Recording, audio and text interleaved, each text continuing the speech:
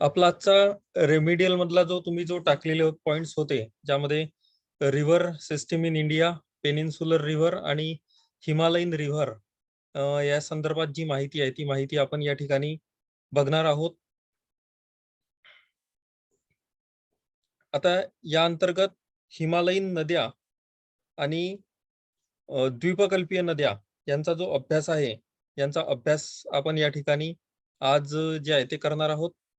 हिमालयीन नद्यामध्ये आपल्याला माहिती आहे की भारतात सिंधू, गंगा, ब्रह्मपुत्रा या मुख्य हिमालयीन नद्या असलेल्या आपल्याला दिसून येतात. हिमालयीन नद्याची वैशिष्ट्ये काय की या नद्या बारमाही आहेत. या हिमालयीन नद्यांच्या संचलन कार्यामुळे मैदानी प्रदेशात सुपीक गाळाची मृदा सुद्धा आढळून येते. हिमालयीन नद्या जलवाहतुकीस सुद्धा उपयुक्त आहे. मैदानी प्रदेशात नद्यांची पात्रे मोठी असतात. अशा प्रकारे या हिमालयीन नद्या ज्या आहेत ते असलेल्या आपल्याला या ठिकाणी दिसून येतात, ज्यामध्ये सिंधू नदी प्रणाली. आता या हिमालयीन नद्यांमध्ये हिमालयीन नद्यांची जी काही वैशिष्ट्ये आपण या ठिकाणी आपण बघू, त्यामध्ये सिंधू नदी प्रणाली. आता सिंधू जी आहे ही भारतातील फार अशी महत्वाची नदी नाही, कारण की ही नदी जी आहे ही वाहत जाऊन जी आहे ती पाकिस्तानामध्ये जात असलेली आपल्याला दिसते, त्यामुळे तिचं महत्व नाही. परंतु आपण आता इथे बघताना बघा, आता हे हिमालयीन नद्या आहेत. हिमालयीन नद्यामध्ये सिंधू नदी आहे. सिंधू नदीनंतर गंगा नदी ही सुद्धा एक महत्वाची हिमालयीन नदी आहे. या नद्यांचा जो अभ्यास आहे तो अभ्यास आपण या ठिकाणी जो आहे तो इथे करत आहोत. आता इथे या नद्यांचा जो अभ्यास आहे, त्या नद्यांच्या अभ्यासामध्ये आपल्याला दोन मुख्य प्रकार जे आहेत ते नद्यांची इथे अभ्यासायचे आहेत. कोणते दोन मुख्य प्रकार? एक हिमालयीन नद्या आणि दुसरं जे आहे ते आहे द्वीपकल्पीय नद्या. कोणत्या नद्या? द्वीपकल्पीय नद्या. या नद्यांचा जो अभ्यास आहे तो नद्यांचा अभ्यास आपल्याला इथे करायचा आहे. हिमालयीन नद्या आणि द्वीपकल्पीय नद्यांमध्ये गोदावरी महत्वाची आहे, नर्मदा आहे, तापी आहे, या ज्या नद्या आहेत, कृष्णा आहे, भीमा आहेत, या महानदी आहे, या ज्या नद्या आहे या नद्यांचा अभ्यास जो आहे तो अभ्यास आपल्याला इथे करायचा आहे.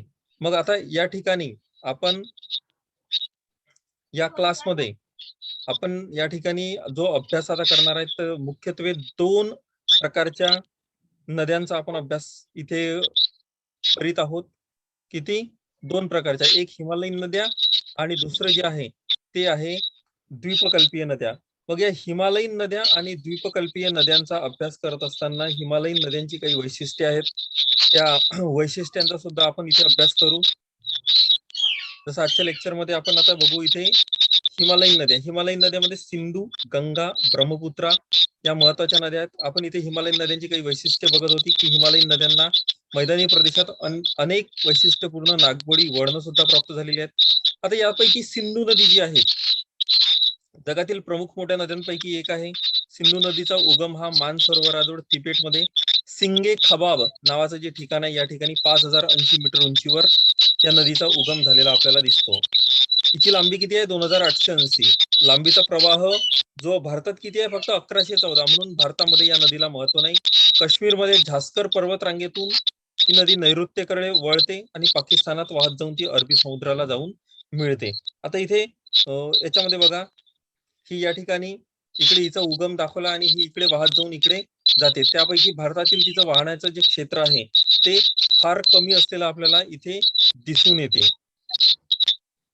फार कमी असं क्षेत्र तिचं आहे या नदीचं. आता हिच्या मुख्य उपनद्या चिनाब, झेलम, सतलज, रावी, बियास या ज्या महत्वाच्या उपनद्या असलेल्या आपल्याला दिसतात. आता सिंधू नदीची सर्वात मोठी उपनदी म्हणून चिनाब नदीला महत्वाचे मानले जाते. चंद्र आणि भागा या दोन प्रवाहापासून या नदीचा उगम होतो. जम्मू काश्मीर पासून पीर पंजाल या रांगेपासून ही समांतर वाहते आणि सिंधू नदी जी आहे ती जाऊन मिळते. लांबी भारतात हिची वाहण्याची किती आहे? 1800 किलोमीटर. नंतर आहे झेलम. या नदीचा उगम जम्मू काश्मीरमध्ये शेषनाग या ठिकाणी होतो. या नदीची लांबी 400 किलोमीटर आहे आणि ही नदी उलर सरोवरातून वाहत जी आहे ती पुढे जाते आणि पुढे ती पाकिस्तानमध्ये प्रवेश करते. झेलम नदीचे खोरे हिमाद्री, पीर पंजाल पर्वतरांगाच्या दरम्यान विस्तृत प्रमाणात जे आहे ते आढळत असलेले आपल्याला इथे दिसून येते. नंतर सतलज आहे, ही तिबेटमध्ये धर्माखिंडी जवळ वाहते. 4570 मीटर उंचीवर ही नदी वाहते. सतलज नदीच्या खोऱ्यात खनन कार्यामुळे अनेक घळया सुद्धा आपल्याला पाहायला मिळतात. याच्या आधी जो आपण या टॉपिकचा जो अभ्यास केलेला आहे त्यामध्ये या 5 नद्या सिंधूच्या महत्वाच्या आहेत, ज्यामध्ये आता सतलजची जी लांबी आहे ती नदीचा प्रवाह भारतात 1050 किमी आहे. किती आहे? 1050 किमी हिचा जो प्रवाह जो आहे तो असलेला दिसतो. रावी नदीचा उगम हिमाचल प्रदेशात कुलू टेकड्यांमध्ये रोहतांग खिंडीजवळ झालेला असून भारतात या नदीची लांबी सुमारे 725 किमी आहे. रावी नदी भारतातून पाकिस्तानकडे प्रवेश करते. या नदीचा उगम सुद्धा हिमाचल प्रदेशातील कुल्लू टेकड्यांमध्ये होतो. कोणती? बियास. आता रावीची आहे 725 किलोमीटर, बियास आहे 460. अशा प्रकारे या सिंधूच्या 5 उपनद्या असलेल्या आपल्याला इथे दिसून येतात. यानंतर आहे गंगा नदी प्रणाली. आता ही जी गंगा आहे, गंगा ही भारतातील सर्वात महत्वाची नदी प्रणाली असलेली आपल्याला इथे दिसून येते. गंगा जी आहे ही भारतातील सर्वात महत्वाची नदी प्रणाली दिसते. आता या गंगा नदी प्रणालीवरून आपल्याला असं दिसून येते की हिच्या सुद्धा खूप साऱ्या उपनद्या असलेल्या आपल्याला दिसून येतात. गंगा नदीच्या सुद्धा खूप साऱ्या उपनद्या आहेत.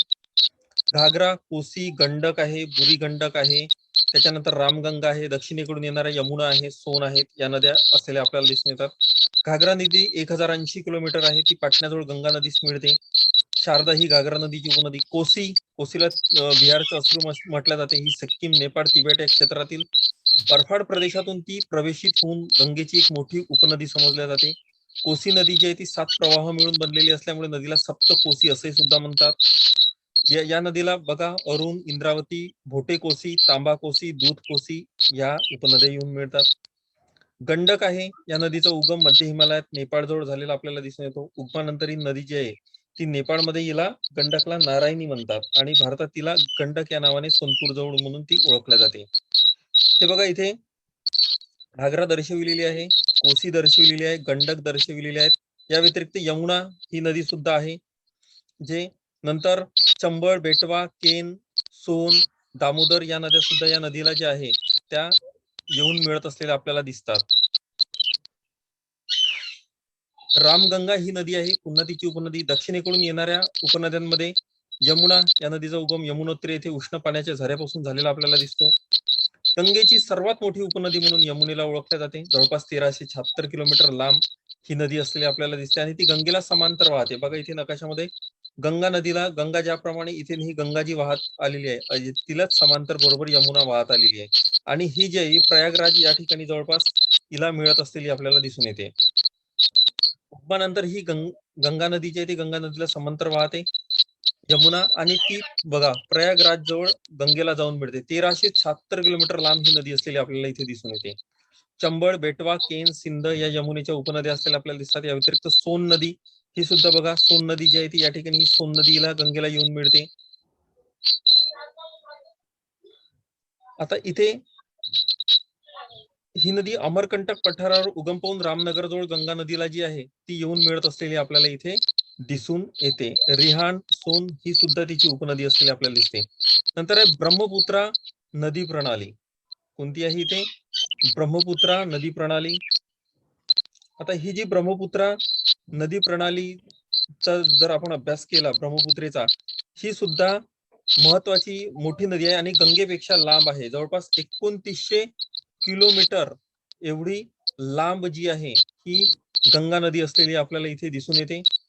आणि सॉरी ब्रह्मपुत्रा, सिंधू आणि ब्रह्मपुत्रा या ज्या दोन्ही नद्या आहेत या दोन्हीही नद्या इथे महत्वाच्या आहेत. परंतु भारतातून यांचं वाहण्याचं जे क्षेत्र आहे हे कमी असल्याने याला भारतामध्ये या दोन्ही नदीला महत्व नाही. आता ही नदी बघा तिबेट मध्ये भारत आणि बांगलादेशातून वाहत जी आहे ती कैलास पर्वतात मानसरोवराजवळ चटेमायांगदुंग या हिम नदीद्वारे या नदीचा उगम झालेला आपल्याला दिसून येतो. ती पूर्वेकडे वाहते. तिबेटमध्ये या नदीला सांगपो म्हणून ओळखल्या जाते आणि भारतात प्रवेश केल्यानंतर अरुणाचल प्रदेशमध्ये तिला दिहँग या नावाने ओळखल्या जाते. इथे ही हँग झालं, इथे दिहांग या नावाने ओळखल्या जाते. आसाममध्ये या नदीला ब्रह्मपुत्रा या नावाने आणि भारतात आपण तिलाच ब्रह्मपुत्रा या नावाने ओळखतो. ब्रह्मपुत्रा नदीच्या पात्रात पाण्याचे प्रमाण जास्त असते. या नदीच्या पात्रात मोठी बेट सुद्धा निर्माण झालेली आहेत. माजुली हे जे आहे ब्रह्मपुत्रा नदीच्या जगातील सर्वात मोठे नदीय बेट जे आहे ते असलेलं आपल्याला इथे दिसून येते. परंतु भारतात हिचं महत्व यासाठी नाही, कारण की ती भारतातून वरच्या भागातून ती प्रवेशित होऊन आसाम मधून ती भारतामध्ये प्रवेश करते आणि ती बांगलादेशमध्ये जाऊन मिळते. आता ती उगमानंतर 1290 किलोमीटर हिमालय पर्वत रांगांना जी आहे ती समांतर वाहते. बघा इथे इथे हे इथून ही नदी वाहते आणि ही अशी प्रवेशित होते, इकडे ती भारतात येते आणि नंतर ती बांगलादेशमध्ये सुद्धा जाते. म्हणून या नदीला भारतात असं फारसं महत्व नसलेलं आपल्याला इथे दिसून येते. बांगलादेशात गंगा आणि ब्रह्मपुत्रा यांचा संगम ग्वालंदो जवळ होतो आणि या संयुक्त प्रवाहाला आपण बघा पद्मा नदी या नावाने ओळखला जातो. आणि पद्मा जी आहे ती बंगालच्या उपसागरात जाऊन मिळते. म्हणजेच ही नदी जी आहे, ही ब्रह्मपुत्रा जी आहे ती इथे जाऊन मिळालेली आपल्याला दिसून येते. मग आपल्याला इथे सिंधू, गंगा आणि या ठिकाणी कोणती नदी? सिंधू आहे, गंगा आहे आणि सिंधू, गंगा आणि ब्रह्मपुत्रा ही जी नदी आहे, ही नदी या ठिकाणी महत्वाची असलेली आपल्याला दिसून येते. सिंधू नदीच्या 5 महत्वाच्या उपनद्या आहेत. चिनाब, झेलम, सतलज, रावी आणि बियास. या 5 नद्या. म्हणून पंजाबचा जो प्रांत आहे, भारतातील पंजाब आणि पाकिस्तानमध्ये सुद्धा पंजाब आहे. आपल्याकडचा जो पंजाब आहे हा पूर्व पंजाब आहे आणि पाकिस्तानमध्ये जो पंजाब आहे त्याला पश्चिम पंजाब या नावाने ओळखले जाते. कारण की शेवटी म्हणजे फाळणीच्या आधी जो आहे तो पंजाब प्रांत हा एकच होता आणि म्हणून या पंजाब असं जे नाव दिलेलं आहे काय, कारण की 5 नद्यांचा दुआब म्हणजे पंजाब असं जे आहे ते ओळखला जाते. गंगा नदीची घागरा, कोसी, गंडक या नदी आहेत. रामगंगा, यमुना, सोन या सुद्धा उपनद्या असलेल्या आपल्याला इथं दिसून येतात. या व्यतिरिक्त या ठिकाणी आता द्वीपकल्पीय पठारावरील सुद्धा काही नद्या महत्वाच्या आहेत. आता द्वीपकल्पीय पठारी प्रदेशात सह्याद्री, अरावली, विंध्य, निलगिरी आणि सातपुडा हे पर्वत प्रदेश आहे. सह्याद्री महाराष्ट्रात असलेला आहे, अरावली राजस्थानमध्ये आहे, विंध्य सुद्धा मध्य प्रदेशमध्ये आहे, निलगिरी जो आहे तो खालच्या कर्नाटक वगैरे या प्रदेशामध्ये जो आहे तो असलेला आपल्याला दिसून येतो आणि सातपुडा जो महाराष्ट्र आणि मध्य प्रदेश मध्ये आहे. जास्तीत जास्त क्षेत्र जे आहे ते मध्य प्रदेशमध्ये असलेलं दिसून येते. सह्याद्री हा पर्वत सुद्धा मोठा जलविभाजक आहे की ज्यामुळे नद्यांची जी काही निर्मिती आहे ती नद्यांची निर्मिती त्या ठिकाणी आपल्याला झालेली दिसते. त्या व्यतिरिक्त या द्वीपकल्पीय नद्यांमध्ये नर्मदा, तापी, गोदावरी, दामोदर, महानदी, कृष्णा, कावेरी, ब्राह्मणी या नद्यांचा समावेश होतो आणि या नदीचा उगम अमरकंटक पहाड. आता नर्मदा जी आहे ते नर्मदा नदीचा उगम कुठे होतो? मध्य प्रदेशमध्ये अमरकंटक पहाडी जो टेकड्यांचा प्रदेश आहे तिथे 1057 मीटर उंचीवर होतो. द्वीपकल्पीय पठारावरील सर्वात मोठी पश्चिम वाहिनी म्हणजे पश्चिम दिशेला वाहत जाणारी नदी म्हणून ही नदी ओळखली जाते. आणि ही जी नदी आहे, ही नदी द्वीपकल्पीय पठारावरील एक महत्वाची नदी असलेली आपल्याला दिसते.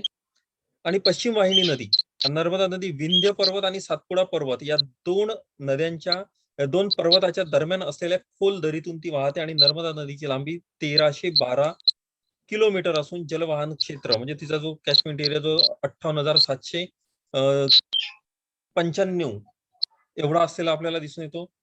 ही नदी जी आहे ती मध्य प्रदेश, महाराष्ट्र आणि गुजरात या राज्यातून वाहते. नदीच्या प्रवाहात अनेक धबधबे, घळया, धावत्या असलेले आपल्याला दिसून येतात. कपिलधारा धबधबा जो आहे तो 25 मीटर उंचीचा असून तीव्र स्वरूपाचा आहे. तसेच मंदार, दरडी, सहर, अधारा इतर धबधबे सुद्धा असलेले आपल्याला दिसून येतात. विंध्य पर्वत रांगेच्या उतारावरून हिरणी, भरणा, कोलार, ओसरंग, नर्मदा या नदीच्या उपनद्या नर्मदेला येऊन मिळत असलेले आपल्याला दिसून येतात. म्हणजे अशा प्रकारे ही नर्मदा नदी सुद्धा द्वीपकल्पीय पठारावरील एक महत्वाची पश्चिम वाहिनी नदी असलेली आपल्याला दिसून येते.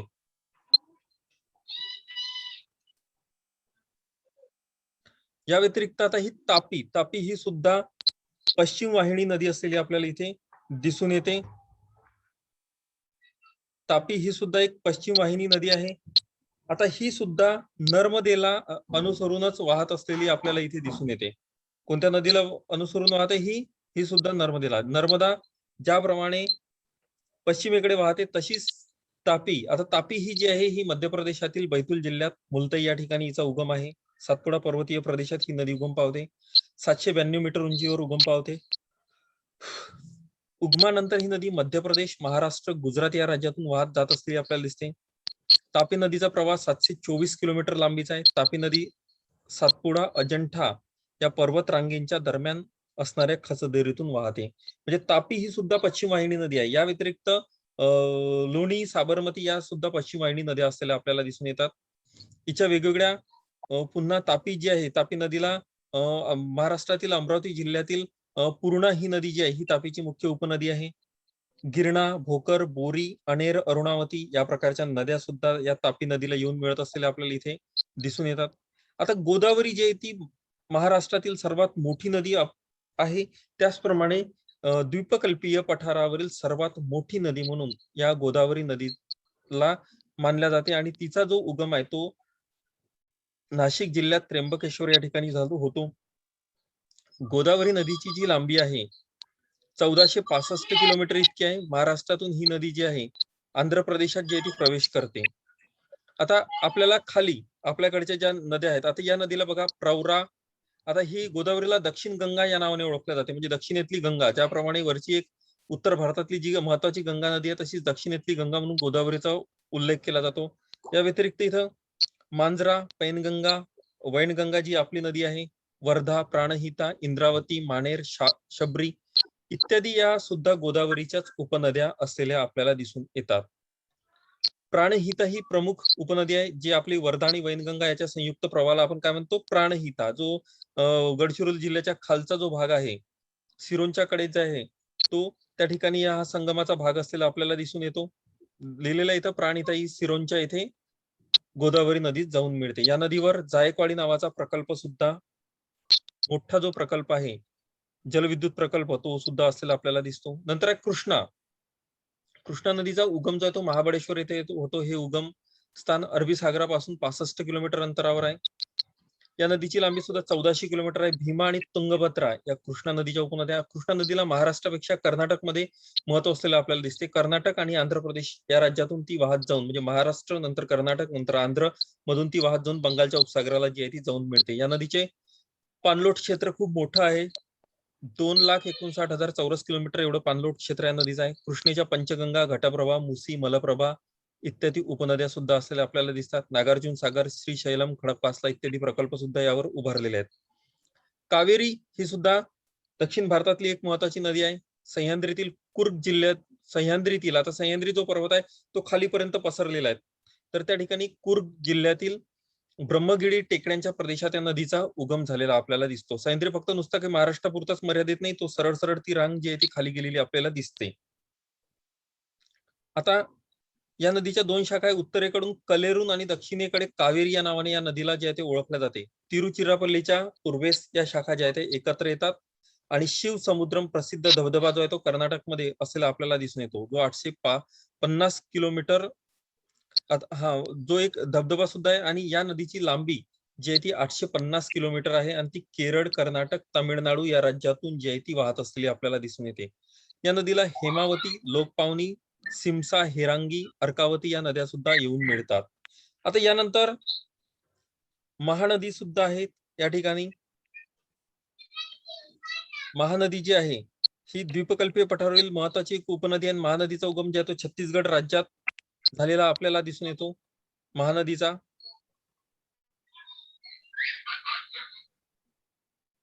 हा महानदी जी आहे बघा, द्वीपकल्पीय पठारावरील महत्वाची नदी असून महानदी जी आहे छत्तीसगड राज्यातील रायपूर जिल्ह्यात या फारसिया जवळ हिचा उगम होतो. बस्तर टेकड्याजवळ जे आहे हिचा उगम झालेला आपल्याला दिसतो. 857 किलोमीटर लांब ही जी नदी आहे ही छत्तीसगड, इथे महाराष्ट्र आलेला आहे. इथे महाराष्ट्रात ती येत नाही. छत्तीसगड, ओरिसा इत्यादी राज्यातून जी आहे ती वाहते, ती महाराष्ट्रातून वाहत नाही. ईब, मांड, हत्सो, शिवनाथ, तेल इत्यादी ज्या नद्या आहेत, या व्यतिरिक्त ब्राह्मणी, सुवर्णरेखा या सुद्धा महत्वाच्या आणि मोठ्या उल्लेखनीय नद्या असलेल्या आपल्याला दिसतात. आता इथे कावेरी बद्दल आपण जे पाहत होतो ते कावेरी बद्दल आपण इथे बघितलेलंच आहे. या व्यतिरिक्त बघा भीमा नदी सुद्धा महत्वाची आहे. या पठारी प्रदेशातील एक महत्वाची नदी म्हणून भीमा नदीला सुद्धा ओळखल्या जाते. भीमा नदी पुढे वाहत जाऊन कर्नाटक राज्यात जे आता महाराष्ट्रात तिचा उगम आहे, महाराष्ट्रात सुद्धा हिला फार महत्व आहे. जशी कृष्णा महत्वाची आहे तशीच भीमेचं सुद्धा स्वतंत्र एक वेगळं एक अस्तित्व महाराष्ट्रात आहे. भीमा आणि चंद्रभागा, भीमा जी आहे ही चंद्रभागा या नावाने सुद्धा ओळखल्या जाते. जी पंढरपूर जवळची चंद्रभागा नदी आहे तीच नदी म्हणजे भीमा जी आहे असली आपल्याला दिसते. आता भीमा नदी कृष्णा नदीची महत्वाची उपनदी आहे. सह्याद्री पर्वतात भीमाशंकर या ठिकाणी भीमा नदीची जे ते उगमस्थान आहे. भीमा नदी पुढे वाहून कर्नाटक राज्यातील रायपूर जवळील कुर्गी या ठिकाणी कृष्णा नदी जी आहे ती त्या ठिकाणी जाऊन मिळते. आणि भीमा नदी आणि कृष्णा सुरुवातीला परस्परांना समांतर स्वरूपात वाहत असलेले आपल्याला दिसतात. भीमा नदीला दक्षिणेकडून इंद्रायणी, मुळा, भामा, नीरा, मान या नद्या ज्या आहेत त्या दक्षिणेकडून येतात, तर उत्तरेकडून घोड, वेळ, सीना या नद्या ज्या आहेत त्या तिला येऊन मिळतात. म्हणजे भीमा सुद्धा एक महत्वाची नदी आहे, परंतु ही भीमा नदी सुद्धा कृष्णेची उपनदी असलेली आपल्याला दिसून येते. दामोदर, आता दामोदर नदी जी आहे ती दख्खन पठार छोट्या नागपूरच्या पठारावर, जो झारखंड बिहारचा जो काही प्रदेश आहे ज्याला आपण छोटा नागपूरचा पठारी प्रदेश म्हणतो, त्या पठारी प्रदेशात ही नदी उगम पावत असलेली आपल्याला दिसते. दामोदर नदी, दामोदर नदीची लांबी 530 किमी आहे. ही हुगळी नदीची आणि ही नदी हुगळी नदीची उपनदी जी आहे ती मानल्या जाते. दामोदर नदीचे पात्र उथळ आणि अरुंद आहे. आता ही जी नदी आहे जी पश्चिम बंगालमध्ये जी आहे ती महत्वाची असलेली आपल्याला दामोदर नदी असे दिसते. सुवर्णरेखा ही सुद्धा छोट्या नागपूरच्या पठारावर उगम पावणारी एक महत्वाची नदी असलेली आपल्याला दिसून येते. ही सुद्धा एक पूर्ववाहिनी नदी आहे सुवर्णरेखा.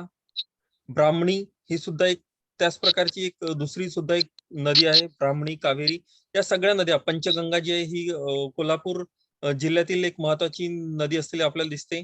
आता या व्यतिरिक्त इथे हिमालयीन नदी प्रणाली आणि द्वीपकल्पीय नदी प्रणालीचा आपण इथे अभ्यास करत असताना इथे त्याची तुलना जी आहे ती तुलना या ठिकाणी केली आहे की हिमालयीन नद्यांची वैशिष्ट्ये काय आहे आणि द्वीपकल्पीय नद्यांची काय वैशिष्ट्य आहे.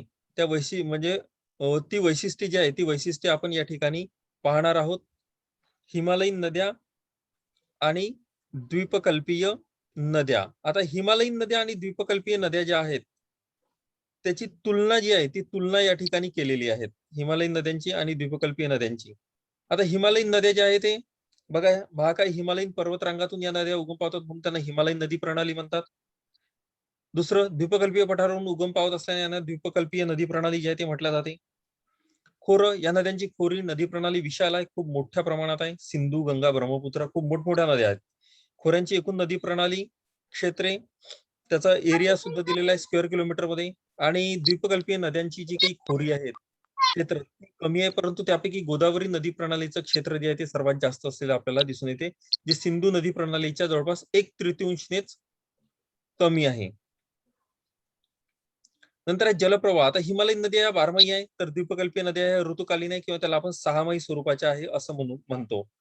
या नद्यांतून वर्षभर पाणी वाहते. या हिमालयीन नद्यातून या नद्यांना पावसाळ्यात पर्जन्यामुळे तर उन्हाळ्यात हिम वितळल्यामुळे पाणी पुरवठा होतो. या नद्यांना बारमाही पाणी उपलब्ध असल्याने जलसिंचनासाठी सुद्धा याचा उपयोग होतो. आणि द्वीपकल्पीय नद्या कशा आहे, सहामाही स्वरूपाच्या आहे, ऋतुकालीन आहेत. पावसाळ्यातील जे पाणी आहे त्या पाण्याच्या भरोश्यावर वाहतात, बाकी वेळ ज्या आहेत त्या कोरड्या असलेल्या आपल्याला या ठिकाणी दिसून येतात. म्हणजे अशा प्रकारे या या नद्या असलेल्या आपल्या द्वीपकल्पीय पठारावरील वाहणाऱ्या या नद्या असलेल्या आपल्याला इथे दिसून येतात. या व्यतिरिक्त दऱ्यांबद्दल, त्या नद्यांच्या दऱ्यांबद्दल जी आहे ती या ठिकाणी माहिती आपल्याला इथे दिलेली आहे. आता बघा, हिमालयीन नद्या खोल व्ही आकाराच्या दऱ्यांमधून वाहत असलेल्या आपल्याला दिसतात, त्यांना घळई, कॅनाईन असे सुद्धा म्हणतात. या नद्यांची निर्मिती पात्राच्या बाजूला असलेल्या खडकाचे अपक्षरण झाल्याने मोठ्या प्रमाणात, कारण या उंचावरून उंच प्रदेशातून वाहत असलेल्या आपल्याला दिसतात. आणि अति खोलीच्या घळ्या सुद्धा या नद्यांनी निर्माण केलेल्या आहेत. आणि या नद्यांची जी काही ड्रेनेज सिस्टीम आहे ती पूर्ववर्ती नदी प्रणाली असलेली आपल्याला या ठिकाणी दिसून येते. आणि यांची जी आहे ती अणुवर्ती नदी प्रणाली आहे. आणि द्वीपकल्पीय नद्या तुलनात्मक उथळ दऱ्यांतून वाहतात. फार मोठ्या उंच प्रदेशातून या नद्या उगम पावत नाही. जसजसं आपण भारताच्या उत्तरेकडे जाऊ तसतसं त्या प्रदेशाची जी उंची आहे ती वाढत असलेली आपल्याला दिसून येते. त्यानंतर इथे यांची अवस्था दर्शवली आहे की हिमालयीन नद्या या युवावस्थेतील घडीच्या पर्वतरांगातून वाहतात. म्हणजे जो हिमालय पर्वतीय प्रदेश आहे हा घडीचा पर्वतरांग आहे आणि तो युवावस्थेत या नद्या ज्या आहेत ते वाहत असलेल्या आपल्याला दिसतात. आणि द्वीपकल्पीय पठार जे दख्खनचं पठार आहे हे एक जुनं पठार आहे आणि या पठारावरून वाहणाऱ्या नद्यांची अवस्था ही प्रौढावस्थेत असलेल्या आपल्याला मोठ्या प्रमाणात दिसून येतात. या नद्यांची काही नागमोडी वळणं सुद्धा इथे दिसतात की हिमालयीन नद्यांच्या उंचावरचा जो भागात नद्यांना अतिशय नागमोडी वळणं प्राप्त झालेली आहेत. जेव्हा या नद्या मैदानी प्रदेशात प्रवास करतात तेव्हाच त्यांचा वाहण्याचा वेग थोडा कमी होतो. अशा परिस्थितीत या नद्यांना नागमोडी वळणे जी आहे ते प्राप्त झालेली आपल्याला दिसतात आणि बऱ्याच नद्या या पात्र बदलतात. उदाहरणार्थ हिमालयीन नद्यापैकी कोसी नदी ही वारंवार जी आहे ते आपले पात्र बदलवते. ब्रह्मपुत्रा नदी सुद्धा जी आहे ते मोठ्या प्रमाणात पात्र जे आहे ते बदलवत असलेली आपल्याला दिसून येते. द्वीपकल्पीय ज्या नद्या या कठीण खडक आणि गाळाचे कमी प्रमाण यामुळे नद्यांची मोठी वळणे निर्माण होण्याची शक्यता जी आहे ती कमी आहे. या नद्या कमी जास्त प्रमाणात सरळ मार्गाने वाहत असलेल्या आपल्याला या ठिकाणी दिसून येतात. नंतर दिलेले त्रिभुज प्रदेश आणि खाड्या. आता हिमालयीन नद्या यांच्या मुखाजवळ विस्तीर्ण आकाराचे त्रिभुज प्रदेश निर्माण करतात. जगातील सर्वात मोठा त्रिभुज प्रदेश गंगा आणि ब्रह्मपुत्रा या नद्यांचा त्रिभुज प्रदेश असलेला आपल्याला इथे दिसून येतो. नंतर नर्मदा आणि तापी सारख्या नद्या खाडीच्या स्वरूपात सागरास मिळतात. महानदी गोदावरी, कृष्णा, कावेरी या नद्या त्रिभुज प्रदेश निर्माण करत असलेल्या आपल्याला दिसतात. आणि पश्चिम घाटावरून उगम पावणाऱ्या अरबी समुद्राला जाऊन मिळणाऱ्या नद्या ज्या आहेत त्या नद्या खाड्यांनी मिळतात. म्हणजे जसं आता कोकणातील काही नद्या असतील, त्या कोकणातील नद्यांनी त्या खाड्यांच्या प्रदेशातून या त्या अरबी सागराला जाऊन मिळतात. तर काही नद्यांनी जे आहेत, जसं आता गोदावरी, कृष्णा, कावेरी या नद्यांनी, महानदी यांनी जो आहे आपला तो त्रिभुज प्रदेश जो आहे तो त्रिभुज प्रदेश या ठिकाणी निर्माण केलेला आपल्याला दिसून येतो. या प्रकारे यांची जी तुलना आहे ती तुलना असलेली आपल्याला या ठिकाणी दिसून येते. हिमालयीन नदी प्रणाली, द्वीपकल्पीय नदी प्रणाली या व्यतिरिक्त या नद्यांची काही उगमस्थान या ठिकाणी दिलेले आहे. जसं सिंधू नदी आहे तिबेटमध्ये मानसरोवराजवळ, सिंगे खबाब या ठिकाणी याचा उगम होते. 2880 किलोमीटर लांबी आहे, परंतु भारतात प्रत्यक्ष फक्त 709 किलोमीटर ती वाहते. गंगा नदी जी आहे ती अलकनंदा आणि अलकनंदा गंगोत्री जवळील जे अलकनंदा आणि नंदादेवी या ठिकाणी जी आहे ती गंगा नदीचा उगम आहे. 2556 म्हणजे जवळपास 2550 किलोमीटर लांब ही गंगा नदी आहे. तिच्या काही उपनद्या दिलेल्या आहेत. सिंधूच्या उपनद्या चिनाब, झेलम, सतलज, रावी ह्या असलेल्या आपल्याला दिसून येतात. या व्यतिरिक्त सुद्धा अजून आहेत. गंगेच्या यमुना, रामगंगा, घागरा, गंडक, कोसी, बुरिगंडक, सोन, भागीरथी, गोमती, दामोदर या नद्या असलेल्या आपल्याला दिसून येतात. यमुनाचा उगम यमुनोत्री या ठिकाणी 1376 मीटर उंचीवर झालेला आपल्याला 1376 जी आहे ही तिची लांबी आहे या नदीची आणि तिच्या खोऱ्याचं क्षेत्रफळ जे आहे ते 3,59,000 आहे. म्हणजे यमुना सुद्धा छोटी नदी, यमुना सुद्धा फार मोठी नदी आहे. नंतर या ठिकाणी हिच्या चंबळ, बेटवा, केन या नद्या असलेल्या दिसून येतात. ब्रह्मपुत्रा याचा उगम चोमायंगदुंग या हिमनदीपासून या ठिकाणी कैलास पर्वतात झालेला दिसतो. तिच्या सुद्धा काही उपनद्यांची नावं इथे दिलेली आहे. कामेंग, सुबरसिनी, धनसिरी, दिसांग, कोपिली, तिस्ता या नद्या. नर्मदा जी आहे ती अमरकंटक पहाडी प्रदेशात उगम पावत असलेली आपल्याला दिसते. सातपुडा पर्वतीय प्रदेशात हिची लांबी जी आहे ती 1312 आहे. नंतर तिचीच तापी पुन्हा एक महत्वाची एक पश्चिम वाहिनी नदी जी आहे ती सातपुडा पर्वतीय प्रदेशात मुलताई या ठिकाणी बैतूल जिल्ह्यात उगम पावते. पूर्णा, गिरणा, भोकर, बोरी, अणेर या तिच्या उपनद्या आहे. गोदावरी महाराष्ट्रातील सर्वात महत्वाची मोठी नदी त्र्यंबकेश्वर या ठिकाणी नाशिक जिल्ह्यात उगम पावते. 1465 किलोमीटर लांबी या नदीची आहे. प्रवरा, मांजरा, पैनगंगा, वैनगंगा, वर्धा, प्राणहिता, इंद्रावती या सगळ्या तिच्या उपनद्या असलेल्या आपल्याला दिसतात. कृष्णा जी आहे ती महाबळेश्वर या ठिकाणी महाराष्ट्रात सह्याद्री पर्वतीय प्रदेशातच उगम पावते. परंतु तिचं मुख्य क्षेत्र जे आहे ते कर्नाटकामध्ये असलेले दिसते. तिच्या उपनद्यांमध्ये मोठमोठ्या उपनद्या आहेत. कोयना, भीमा, वारणा, तुंगभद्रा, पंचगंगा, दूधगंगा, घटप्रभा, मलप्रभा या असलेल्या दिसतात. नंतर कावेरी जी ब्रह्मगिरी टेकड्यांच्या कुर्ग जिल्हा कर्नाटकमध्ये सी नदी जी आहे ती उगम पावत असलेली आपल्याला दिसते. सह्याद्री पर्वतीय प्रदेशात 850 किलोमीटर लांब ही नदी आहे. हिच्या सुद्धा हेरांगी, सिमसा, हेमावती, लोकपावणी या नद्या ज्या आहेत त्या असलेल्या दिसून येतात. यावरून आपल्याला आपण या ठिकाणी हिमालयीन नद्या म्हणजे आपल्या या रेमेडियलच्या क्लासमध्ये आपण या ठिकाणी हिमालयीन नदी प्रणाली आणि द्वीपकल्पीय नदी प्रणाली म्हणजे भारतातील संपूर्ण नदी प्रणालीचा अभ्यास करत असताना याचा अभ्यास जो आहे ते केलेला आहे. इथे बघा सिंधू नदीचा उगम झेलम, चिनाब, रावी, बिया, सतलज, यमुना, गंगा, घागरा, गोमती, गंडक, दामोदर या नद्या चे उगम प्रदेश इथे दर्शवलेले आहेत. इकडे नर्मदा, तापी, महानदी, गोदावरी, कृष्णा, तुंगभद्रा, काही काही ठिकाणी इथे रेषा ज्या आहेत त्या काही ठिकाणी बरोबर आलेल्या नाहीत, परंतु या ठिकाणी या प्रकारे ही जी नदी प्रणालीचा जो अभ्यास आहे तो अभ्यास आपण या रेमिडियलच्या क्लासमध्ये जो आहे तो या ठिकाणी केलेला आहे. रिव्हर सिस्टीम इन इंडिया म्हणजे भारतातील जी काही नदी प्रणाली आहे त्या नदी प्रणालीचा अभ्यास आपण या ठिकाणी केलेला आहे. तर आजचं जे लेक्चर आहे ते आपलं जे नदी प्रणालीवरील जे काही हे लेक्चर आहे ते लेक्चर आपण या ठिकाणी घेतलेलं आहे. आणि या ठिकाणी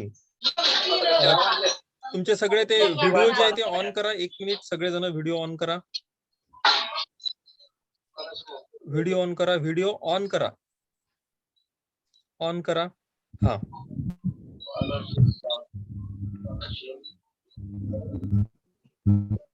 ठीक आहे. तर आजचं जे लेक्चर आहे ते लेक्चर जे आहे ते आपण या ठिकाणी जे आहे ते हा इथे आपण संपवू. आजचं लेक्चर म्हणजे आपल्या नदी प्रणाली विषयक ऑन राहू द्या. 1 मिनिट व्हिडिओ ऑन राहू द्या. तुमचे व्हिडिओ ऑन राहू द्या सगळ्यांचे. हा, ठीक आहे. एक स्क्रीनशॉट जो आहे तुम्ही यावरून घेतलेला आहे. स्क्रीनशॉट. ठीक आहे. तर आजचं लेक्चर जे आहे ते आपण या ठिकाणी संपवू. आपला जो रेमिडियलचा क्लास आपल्याला जो घ्यायचा होता युनिट फर्स्ट वर, तर तो युनिट फर्स्ट वरील जो रेमिडियलचा क्लास जो आहे तो आपण या ठिकाणी आज आयोजित केलेला होता. आणि तो आजचा क्लास जो आहे तो आपला रेमिडियलचा क्लास इथे संपला. ठीक आहे. संपू लेक्चर आपलं. ठीक आहे. क्लोज करतो. हा.